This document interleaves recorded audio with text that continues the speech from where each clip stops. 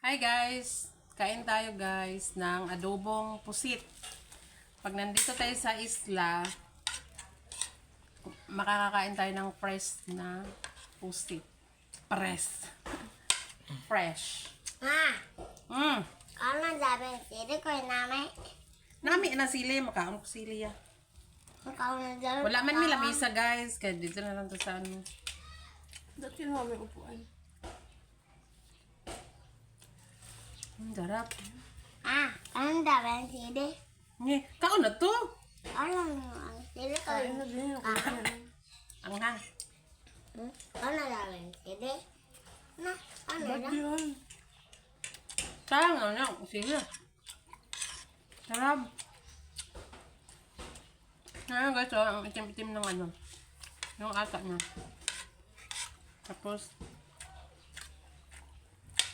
Singitin po ng singit ko. may bihod siya, oh. Sarap. Manamis-namis yung lasa. Pag fresh. Ma, ma.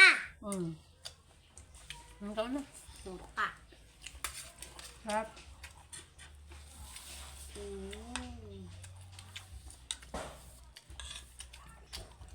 Fresh na yung pusit dito. Libre pa.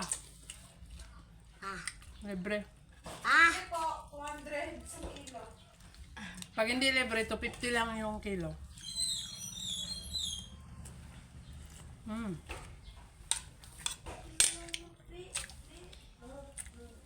Ito yung ulo, oh. Sarap. Kumain nga doon. Ubusan na. Hindi kayo matulog kayo magkadto sa bye-bye. Jangan bye-bye. Pag nag-aadobo ko ng pusit guys, ayoko yung hinihiwa, gusto ko yung buo. Kasi malasa. Dapat yung dumaan siya kanina. Dapat ginugulot-gulot mo. Ang laki, oh.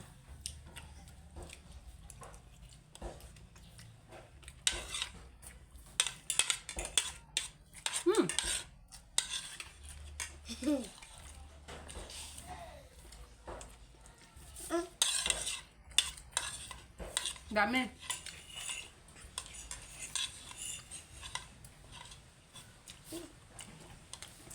Sarap.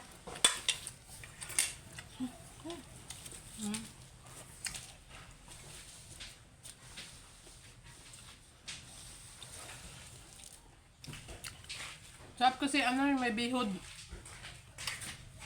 Kasi manami. Dami na. Ma. Ma. Mm. Kami sini ang sabaw. Ano sabi ang ano sabi sila. Kasi sa Manila, hindi ako nakatikim ng pusit. Hindi na akin. Bahay na ginawa Grabe ng ka. mama. Eh, nalang plato mo. Hindi pa naman din.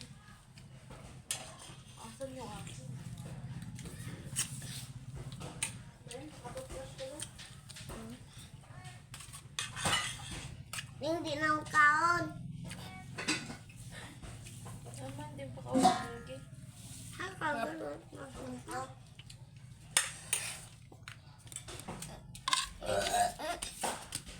Pangatlo. Pangatlong pusit. Yung kakanin. Ayun nga yung ano niya. Egg cells. Sarap.